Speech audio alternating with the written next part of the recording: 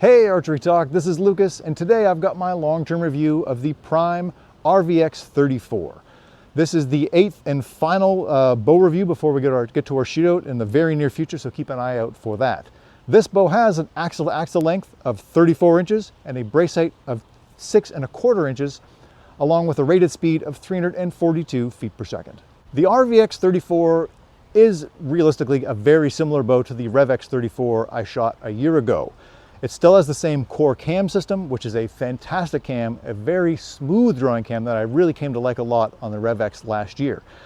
There is a minor difference though, in that you now have adjustable let-off. So that last year you had the only single let-off option. This year you can go 75, 80, or 85% let-off.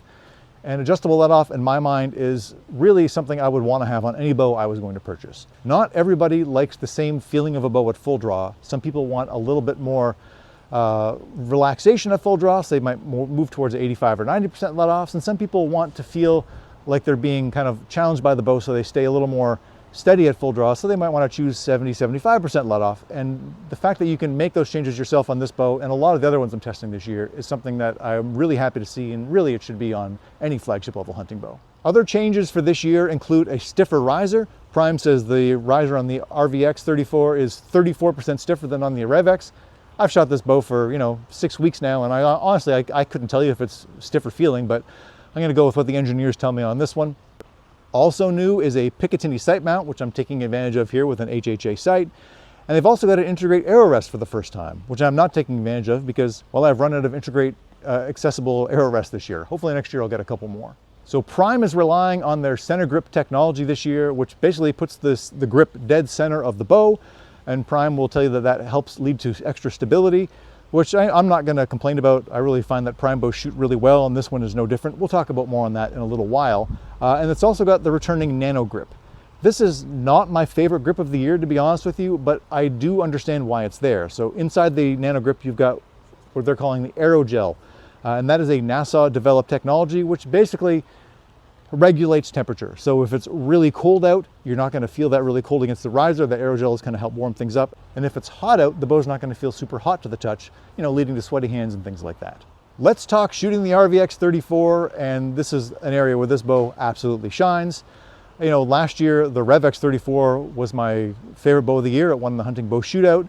And a lot of that depended on draw cycle, and this bow really has that. So I did my favorite draw cycle of the year video, and the RVX 34, I should say, came out on top. It was really kind of like almost a first place tie between this and one other bow.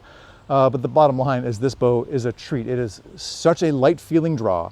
It does not feel anywhere close to its rated speed of 342 feet per second, which we will talk about in a little while. There's a reason for that. And it's a bow I could shoot all day long, again and again. And it's wildly accurate. Again, this bow's still got the S-curve in here, the Synergy S-curve, which we saw many years ago, first innovated by Prime. And I don't know if that's the difference maker, but if I need to make a shot on an animal with a bow from a long distance, I would be very happy to have this bow in my hands to do it. As far as stability goes, this bow being 34 inches is the longest I've shot this year, and it is a very stable bow at full draw. The grip, as I mentioned, not my favorite, but it's still a fairly comfortable one in the hand. It's I don't love the texture on the front of it. I would almost like to shoot like a flat grip, or maybe something with a little bit of like a, rubbery material or something to add a little bit of traction. But again, that's just my opinion. Yours will definitely vary from that. Once you let that arrow go, the RVX 34 doesn't really let you know about it. It is a very quiet bow. It is very vibration free. A couple of years back, some of the Prime bows I found to be a little bit buzzy after the shot. But last year specifically, that seemed to disappear, and this year it's more of the same. Definitely one of the quietest bows to shoot this year, at least in my, feel in the hand testing. To test for speed, I set this bow up with 70 pounds of draw weight and 30 inches of draw length. And with a 350 grain arrow, I saw an average of 323 feet per second. And with a heavier 455 grain arrow, I saw 287 feet per second. Now, as we talked about, with the rated speed of 342 feet per second, that is quite a gap. In fact, that's the largest gap of any bow I've had this year between its rated speed and my observed speed as far as my chronograph testing.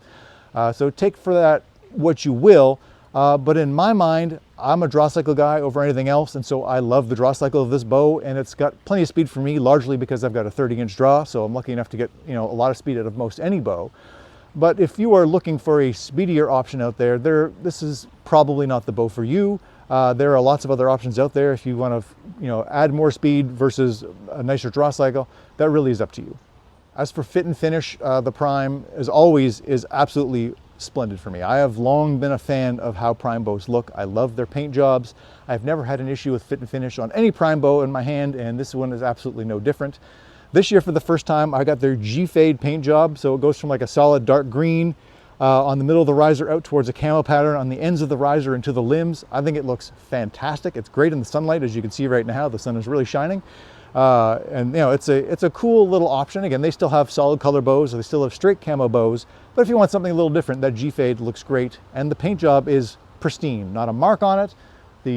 There's no like lines where the camo is. Everything looks realistically perfect for me after about 6 weeks of shooting. Now let's talk price, and with an MSRP of $1,200, I believe this is the cheapest or tied for the cheapest bow of any of the flagship level bows I've got in for testing this year.